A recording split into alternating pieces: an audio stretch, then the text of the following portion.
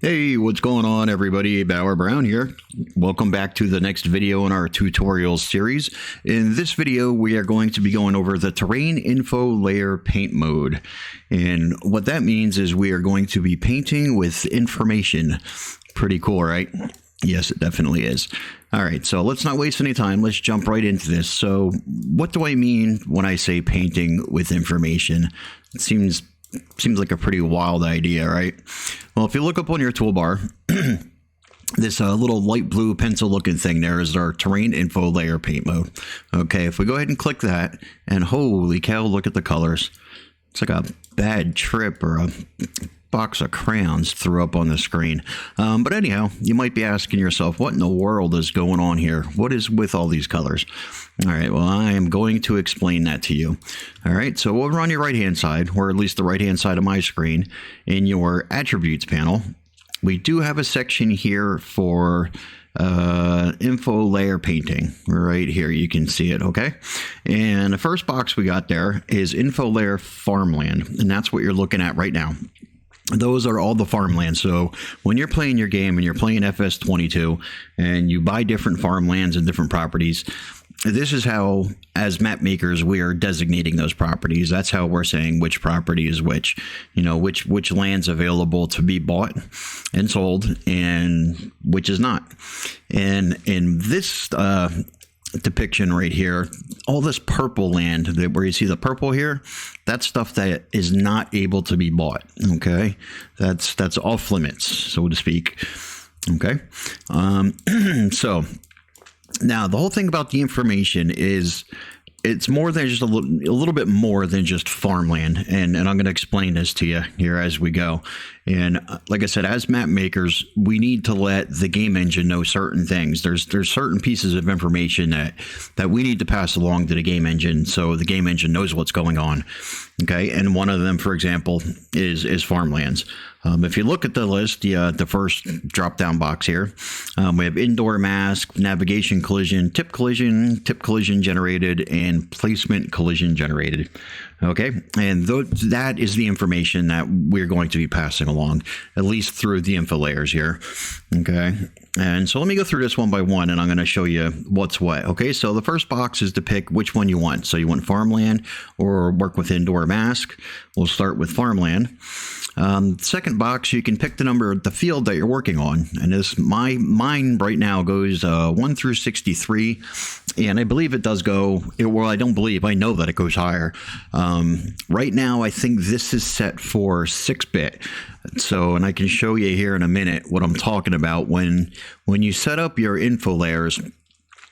Basically all it is it's a bitmap, right? So this one is a 8-bit or 6-bit. I'm sorry, it's a 6-bit PNG, and 6 bits, if you know anything about bits, is capable of, I believe, now don't hold me to this, I could be wrong, but I think it's 65 colors, right? And that's why we go up to 63 here. I'm not sure why it's not 65.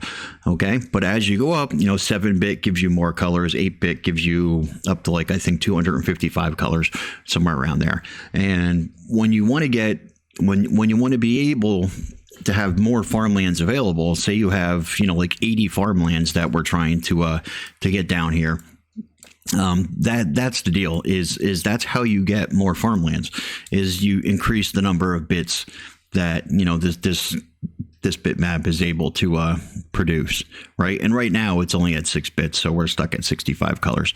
And this is something a little bit later on that I'm going to explain to you how to get more, how to get more farmlands. Okay. So anyhow, going back to farmlands, as we're working on this now, a farmland is basically just a property. Okay. It doesn't have to be, it doesn't have to have a barn and a silo. It doesn't have to have any of that stuff. It doesn't even have to have fields. It could have 1 field, 2 fields, 3 fields, or it could have 0 fields. Your property could take up half the map, or it could take up a half an acre. It doesn't matter. So basically, it's up to you how you want to split up, your properties and your farmlands, as we call them. Okay, so like I said, the second box down here is where we're going to pick the number of our farmlands. So we can pick number 4. Let's have a look around, and right there, the one that is in white is the one that we're working with. That's number 4. Now, another way that you can do this is hover over top of any particular field that you're interested in working on, hit Control hold on, I did something wrong there. There we go. And you can see that that's farmland number 5 that just lit up. All right. So you go back to farmland number 4, and we can go back over here to farmland number 3. Okay, so go back to farmland number 4. And now if you took notice down here where it says info channels, those are basically the bits. So you can see those, switching as I switch between properties here, between farmlands. You can see that, some of them are checked, some of them are not checked. And back in FS19, these guys are a little bit lucky now. In FS22 and 19, we had to know which one of these bits here made up, the total sum of 4. And it's not as easy as like 3 and 1 or, 4 and 0. That's not the way that worked. Bits work a little bit differently than that, trust me. But anyhow, it's a little bit easier for you guys here in FS22 that you can just go ahead and pick that from the drop-down list. Somewhere in one of the future tutorials, I will show you how to populate this drop-down list. So you have all your fields neatly listed in there, and there's no guesswork when it comes to telling it what fields you want to be working with. Okay. All right. Now let's get into the map itself here and explain a few things about what's going on with this. All right. So when you're working with the info layer, it's just like it is when you're painting your terrains and working with your brush in that respect. Okay. So your left click is going to go ahead and that's going to paint it on. Right. So let's say farmland 4 here, you wanted it to be a little bit bigger, and you wanted it to come out yay far, right? So you just left click, and basically this is pretty much all that there is to it. So if you ever wondering, how you go about extending a farmland, or you were playing a game and there was a property that you wish you owned, or you wanted to change the property boundaries, this is the way that you would do it. Okay. So like I said, left click goes ahead and left click. I'm sorry, tripping over my words here. Left clicking, it paints on. Right clicking, it erases.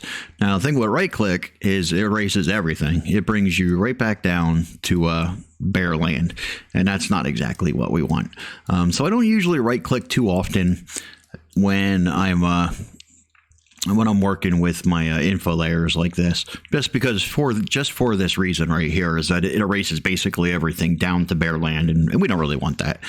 Okay, so what you would do is, since we're already, on field 4, I would go ahead and just paint back over that. That's the way I would erase that.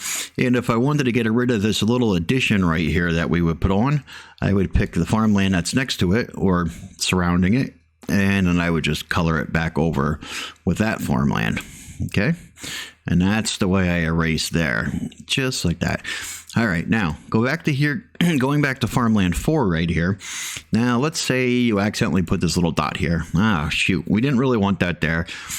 So you might be thinking to yourself, well, you can just Control Z. Control Z would get rid of that dot. Real super easy and no problems. It'd be gone. Well, you're right. And technically you are right. It definitely would do that. But the one thing about the farmlands is, now when you look around and you can see, have a quick look here, you see all the different colors, you see the purple. The trick here with the farmland is that 100% of your map area needs to be covered, must be covered. Okay. And I'm talking every square pixel, literally every pixel. If you have 1 pixel of your farmland that is not accounted for, meaning it's not painted in, it will throw an error on your map. Okay. And there's a way to get around it, and not get around it. There's not a way to get around the error. The way to get around the error is to not have one, is to make sure that 100% of your map area is covered. But what I do is I'll start out and I'll take the non-sellable land, which in this case I think would be somewhere between 63 and 65. And I would paint the whole map just one solid color, and then I would start adding my fields in over top of that, and then the remainder would be 64, 65, what's left.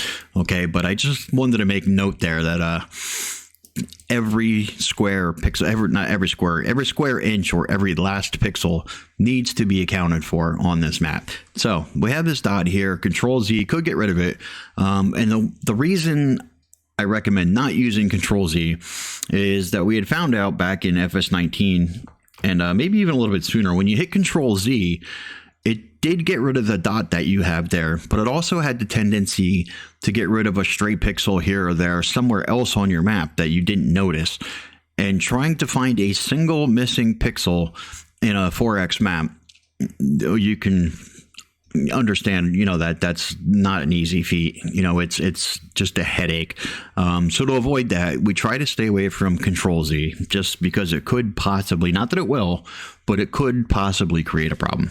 So we stay away from that. So now to get rid of this dot is the same thing like I said before. I already hit Control Z and it's gone, but I would have highlighted that field and I would have just painted over that dot with the surrounding color. That easy. Okay. Now there's really not much more to your farmlands. Like I said, make sure every square, I keep wanting to say every square pixel, every square inch, every last pixel, make sure is accounted for, that it's all colored in. And like I said, if you see this purple here, that's how I would start my map. I'd increase my brush size super huge, paint the whole entire map would be solid white, and then I would start at farmland number 1, and then I would just start painting. I would get my farmland number 1 painted in, 2, 3, 4, and then any areas that I did not want to be purchasable, I would just not color that in. It was already colored in, right? Because that's how I started. Like I said, it'll make a lot more sense when we go over this later in the series, in the tutorial, when we actually get to the part where we're designating our farmlands. But pretty much I just wanted to touch base on it so you have an idea of what it is and you have a general idea of how to work with it. Okay, and that's pretty much it. There's not much more than that, right? When it comes to farmlands. The only additional information that I'm not going to get into right now is the how to increase the number of fields that are available, or the number of farmlands that are available for you to paint.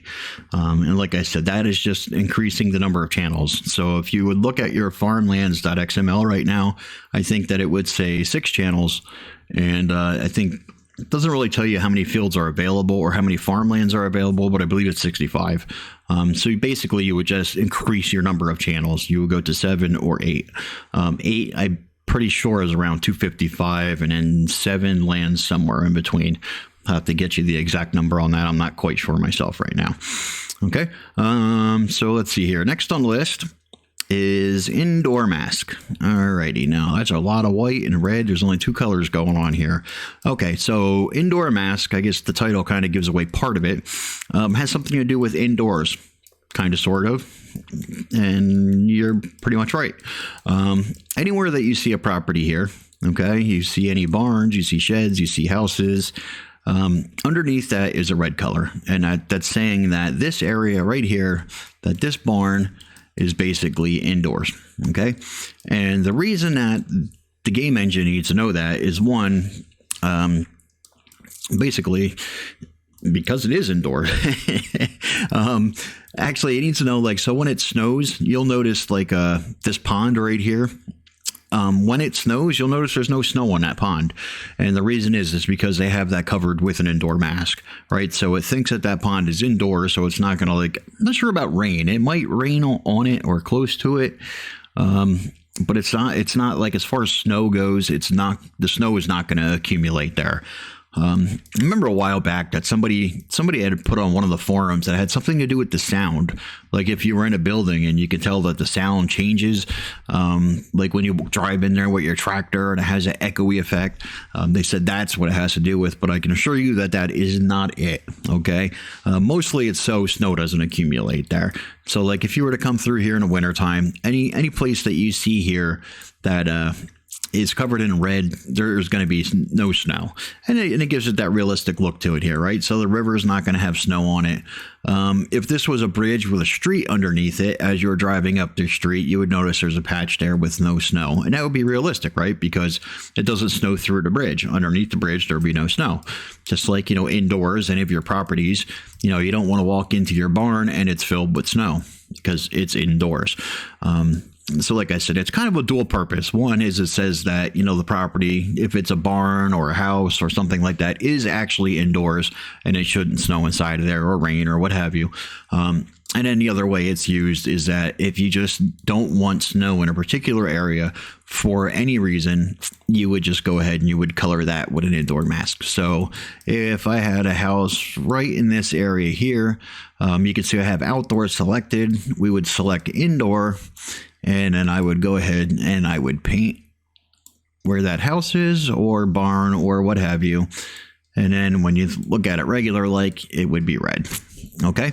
And that's pretty much all there is to that. There's really not much more.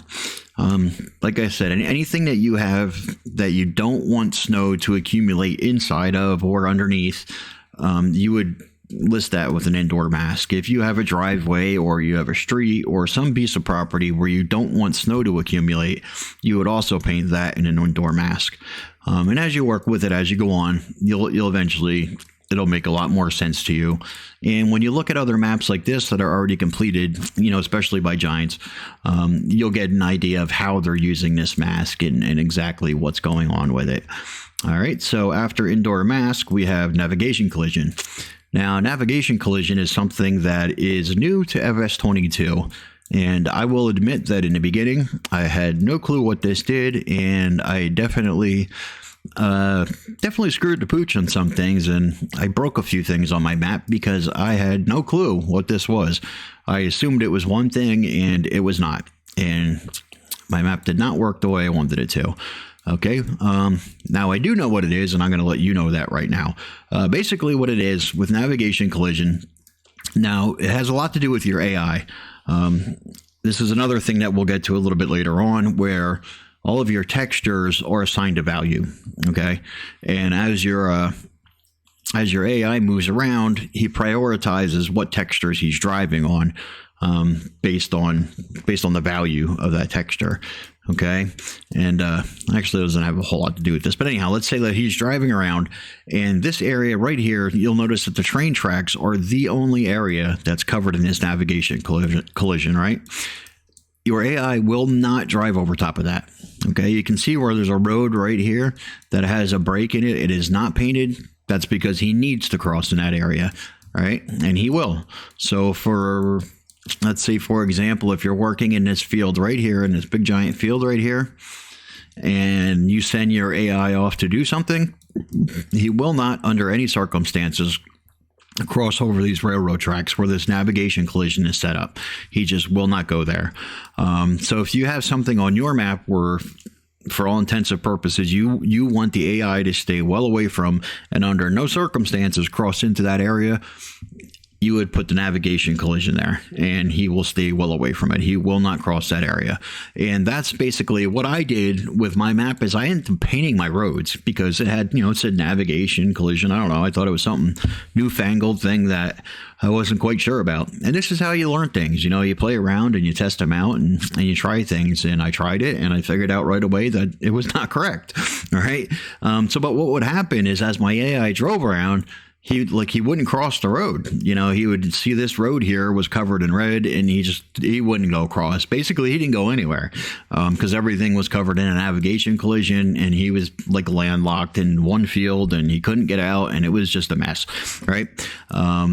So for something like this map right here, it makes sense just to keep it the railroad track, because you don't want to be working in a field and you send your AI off to work somewhere and he crosses the railroad track, gets slammed by a train, and it's good night, Irene. So we don't do that. We just we make sure he stays away from those railroad tracks, right? And we leave an opening like we do right here at the crossing where he can cross safely, right? And that is what the navigation collision is. So in this case, it makes sense to leave it just the railroad tracks, unless you, like I said, you have some other area where you want the AI to stay well away from there. And in that case, you would color it in with the navigation collision, and that would be that. Okay, next on the list is tip collision. Tip collision is, let's see, in a nutshell, is if you do not want not only the AI but other players, if you do not want them to dump a trailer in a certain area, whether that's a bucket full of stone or a trailer full of wheat or what have you, any areas that are marked in red, as for a tip collision, he will not be able to tip there. And like I said, tip tip meaning you cannot dump anything there. You cannot unload anything into that area. So you can see that the streets are all covered for obvious reasons, because you wouldn't want people just driving around and unloading their trailers in the middle of the street. Train tracks covered, same reason. Now, I don't think it would slow the train down any or make a huge difference, but to keep things on a real level, you just wouldn't want people, unloading things into the street. So maybe like your driveway around certain properties.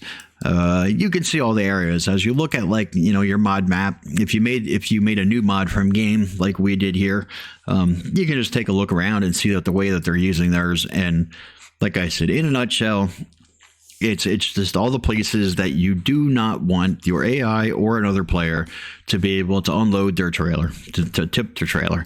So like I said, if it's a trailer full of wheat or a bucket full of stone, doesn't matter. You will not be able to do that where tip collision is designated.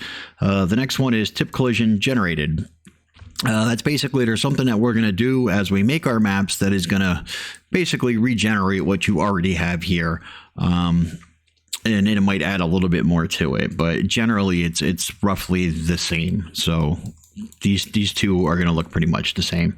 And placement collision generated is exactly that. It's placement collision. So anywhere there is an object, and you can see all the red that's going on here, whether it's a road or if it's a tree, if something has been placed on the map, it got a little bit of a red coloring around it, and that's a piece of information that goes to the game engine. So as the AI, mostly the AI, because you can see things in front of you and steer away from it, but the AI can't. It's all just ones and zeros, and that's all that's going on there. So what he sees is, he doesn't really see the house. He just sees that there is a placement collision there, and he steers away from that because he sees red and says, hey, there's something there, and off he goes. So he doesn't really care what it is, whether it's a road, it's a house. It just knows that there is something there. Okay. And that's basically it. Now the placement collision is a generated. So basically it says nothing that you're going to be doing on your own. You're not going to be coming through here and coloring all this stuff in. Like every time you plant a tree, you don't have to, color in around that. When you're done with everything, usually this is one of the last steps that I'll do in my map. When I'm completely done and everything's laid down, then I will go ahead and I will run it through, and I will generate my placement collision, and that will be the end of it. It will be all done.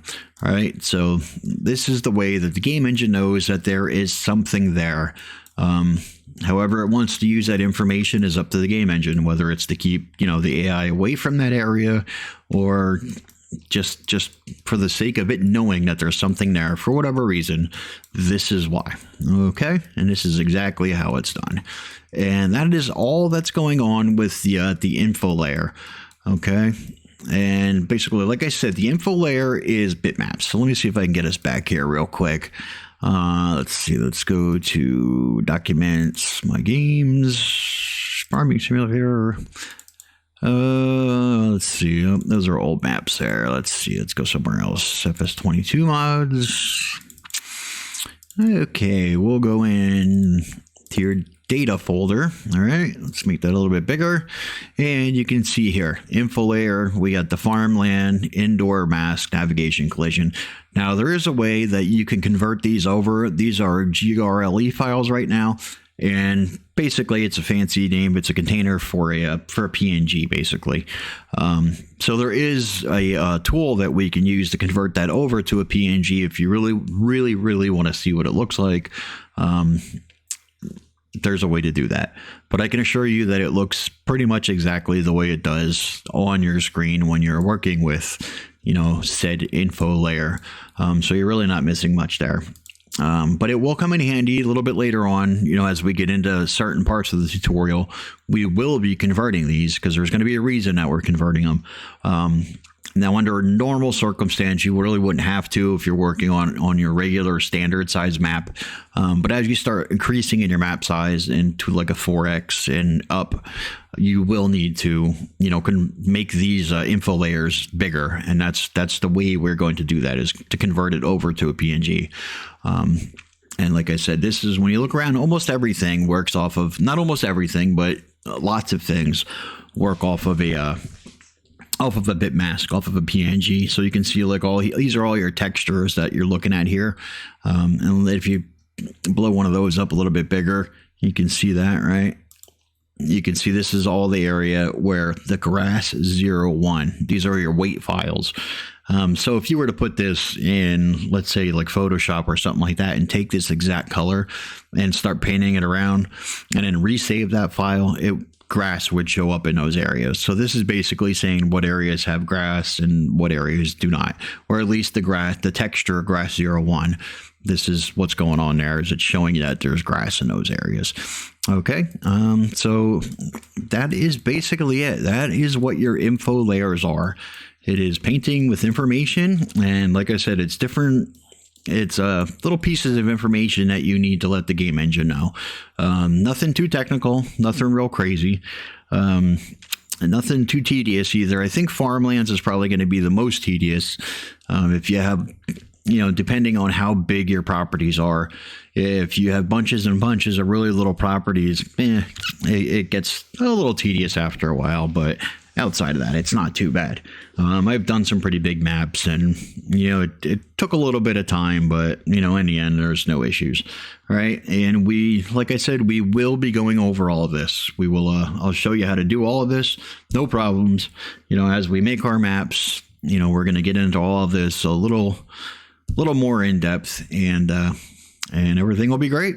Okay, and like I said, that's pretty much it. So with that being said, I am Bauer Brown, and I will see you on the next one.